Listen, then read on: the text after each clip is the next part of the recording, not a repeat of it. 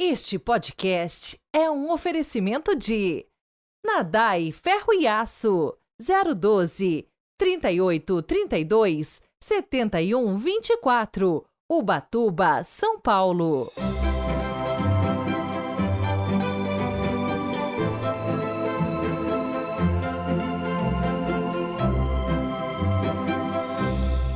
Sábado, 13 de janeiro de 2024.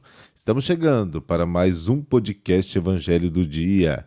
Verdadeiramente é uma alegria ter você por aqui, esse nosso diálogo espiritual entre nós e com Deus. No Evangelho de ontem, vimos o primeiro conflito que surgiu em torno do perdão dos pecados.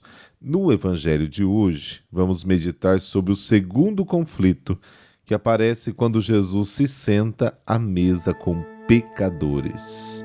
Iniciemos com a oração do dia.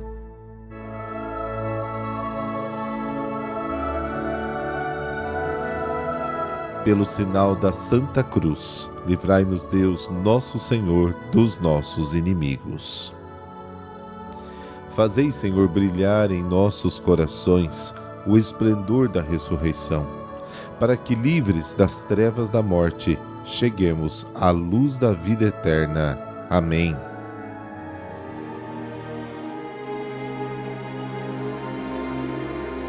Marcos, capítulo 2, versículos de 13 a 17. O Senhor esteja convosco, Ele está no meio de nós. Proclamação do Evangelho de Jesus Cristo segundo Marcos. Glória a vós, Senhor. Naquele tempo, Jesus saiu de novo para a beira do mar. Toda a multidão ia ao seu encontro e Jesus os ensinava. Enquanto passava, Jesus viu Levi, o filho de Alfeu, sentado na coletoria de impostos, e disse-lhe: segue-me. Levi se levantou e o seguiu. E aconteceu que, estando à mesa na casa de Levi, muitos cobradores de impostos e pecadores também estavam à mesa com Jesus e seus discípulos. Com efeito, eram muitos os que o seguiam. Alguns doutores da lei, que eram fariseus, viram que Jesus estava comendo com pecadores e cobradores de impostos.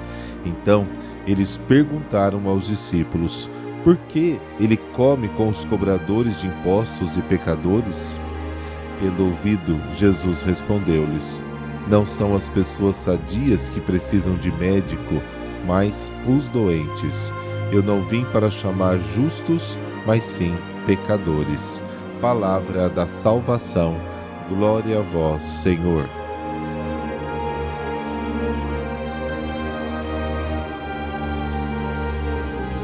Jesus chama Levi de pecador, cobrador de impostos, alguém afastado do reino de Deus. Não pode haver demonstração mais clara de que a vocação é um fato livre, uma ação criativa. Quando Deus chama, cria na pessoa chamada a força para responder e o faz à medida da missão que lhe atribui. Deus não quer que ninguém seja marginalizado, deixado de lado. Todo pecador pode encontrar o caminho do bem se os bons souberem conviver e festejar com ele. A missão de Jesus e, portanto, também da Igreja não é levantar barreiras protetoras, mas derrubá-las para se misturar com o mundo, para salvar o mundo. Uma sociedade que deixa de lado aqueles que erram e que pecam não é uma sociedade cristã. A atitude de Jesus, que se senta à mesa com os pecadores públicos, com os cobradores da potência ocupante, assim era chamado pelo Império Romano, com os renegados e os excomungados, é repugnante para os fariseus. Eles, homens piedosos e justos, acreditam ter o monopólio do amor de Deus, mas a bondade do Senhor, que se manifesta nos gestos de Jesus, deixa todos de boca aberta e coloca em xeque todas as teologias e suas justiças. Eles ainda precisam aprender uma verdade fundamental: a religião é serva de todos. Jesus se apresenta como o médico, aquele que é capaz de abordar as doenças dos homens sem ser contagiado por elas, mas, pelo contrário, ele as destrói. Eu não vim chamar os justos, mas os pecadores, diz o Senhor. Mas na terra não há justo, nenhum só. Salmo 14. Porque todos pecaram e carecem da glória de Deus. Romanos capítulo 3. O Senhor veio, portanto, por nós. É médico e salvador de todos. Não só quem sabe que está doente e perdido o acolhe. Os justos permanecem sempre na lista de espera pela salvação até que se reconheçam pecadores. Nessa passagem, no Evangelho de hoje, temos duas cenas intimamente ligadas: o chamado de Davi e a refeição com os pecadores. O chamado de Davi ensina que o nosso pecado não impede o chamado de Jesus. A refeição com os pecadores mostra a paciência que Jesus tem para com aqueles que o seguem, mas ainda não rompeu completamente com o mal. Comendo e bebendo com os homens, Jesus dirige a todos a sua palavra de salvação e não exclui absolutamente ninguém da sua companhia. Para ele, não existe separação. Ele sabe que aqueles que experimentam o vazio da vida mundana muitas vezes se abrem mais facilmente ao convite de Deus e são capazes de um amor maior para com Deus e para com os homens do que aqueles que observam exteriormente a lei. A Eucaristia, da qual a refeição é imagem, não é apenas alimento para os perfeitos e merecedores, mas sobretudo é remédio para os fracos e apoio para os desanimados. É por isso que entramos em comunhão com Ele, dizendo: Senhor, eu não sou digno. Jesus é o médico que veio trazer o remédio único e universal, a misericórdia do Pai. Ele é o amor cuja grandeza não é proporcional ao mérito, mas à nossa necessidade. Na verdade, supera a própria necessidade, porque o perdão é o superdom, uma misericórdia infinitamente maior que o nosso pecado.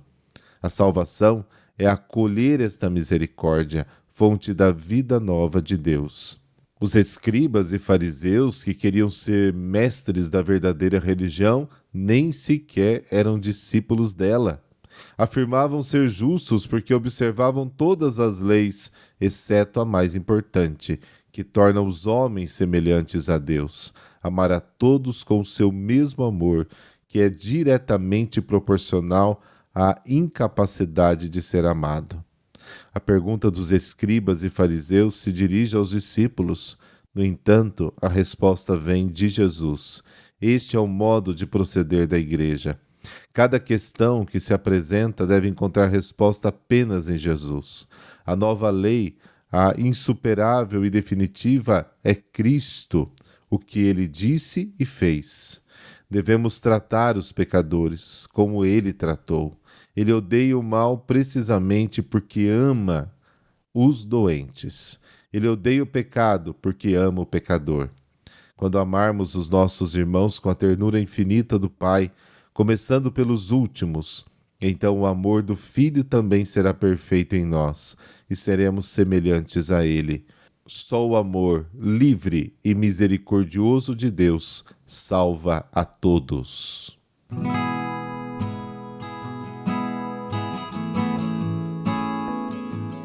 A Igreja celebra Santo Hilário de Poitiers. Ele era francês, nasceu em 315 numa rica família pagã, que lhe proporcionou educação privilegiada. Buscou a verdade na filosofia da época, mas só encontrou no Evangelho, já aos 30 anos de idade, quando se fez batizar junto com a esposa e a filha. A partir de então, levou uma vida familiar na perspectiva cristã.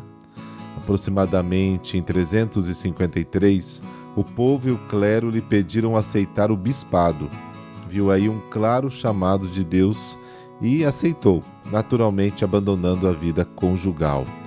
Neste período histórico, a Igreja desfrutava de liberdade religiosa oficial, mas sofria com as heresias, particularmente o arianismo, que negava a divindade de Jesus. A extraordinária condição espiritual e intelectual de Hilário o tornaram capaz de responder à altura, com firmeza e brandura, de modo a ser no Ocidente o que Santo Atanásio era no Oriente, um destacado defensor da fé. Sua pregação incomodou mais de um imperador, os quais, também heréticos, o contestaram, até que finalmente foi exilado no Oriente. Mas Hilário continuou sua missão através de escritos, incluindo livros contra o imperador Constâncio e Auxêncio. Redigiu também livros que explicaram a doutrina católica, além de compor hinos recitados e cantados nos encontros com os fiéis. Após 4 anos, volta a Poitiers, que manteve o seu apoio ao bispo, não permitindo ali avanços do arianismo. Durante mais 6 anos ficou na diocese, promovendo um sínodo, a fim de fortificar a vivência cristã e de purificar a igreja francesa dos resíduos heréticos. Fez o casamento da filha e ajudou sua esposa a entrar para a vida religiosa num convento. Morreu em 367 e, por sua contribuição doutrinária, foi declarado doutor da Igreja. À parte todos os aspectos da sua atuação episcopal, chama a atenção na vida de Santo Hilário o motivo pelo qual foi solicitado a ser bispo: uma vida familiar nos moldes dos ensinamentos da Igreja. Certamente hoje em dia não mais há esse tipo de aclamação para os cargos na Igreja, mas a santidade de vida sempre destaca os fiéis que se entregam seriamente a seguir o caminho da reta doutrina. Grande, certamente, foi o impacto social da vida familiar de Hilário, para que mesmo casado fosse lembrado para um cargo religioso, o que certamente exigiu dele, da esposa e da filha, muita fé e coragem para uma mudança tão radical de vida e vida feliz.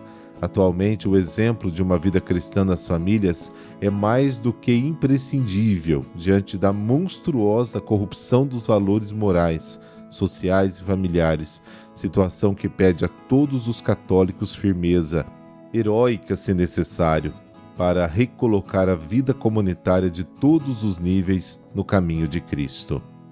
Senhor, Deus de bondade e sabedoria, concedei-nos por intercessão de Santo Hilário a clareza da vossa doutrina, para que a vivamos alegre e firmemente na nossa família, na igreja, na sociedade, sendo o bom fermento que desejais, e para não cedermos jamais às pressões internas ou externas que combatem o vosso ensinamento. Amém. Abençoe-vos o Deus Todo-Poderoso, Pai, Filho, Espírito Santo. Amém. Bom sábado para você e para toda a sua família. Até amanhã.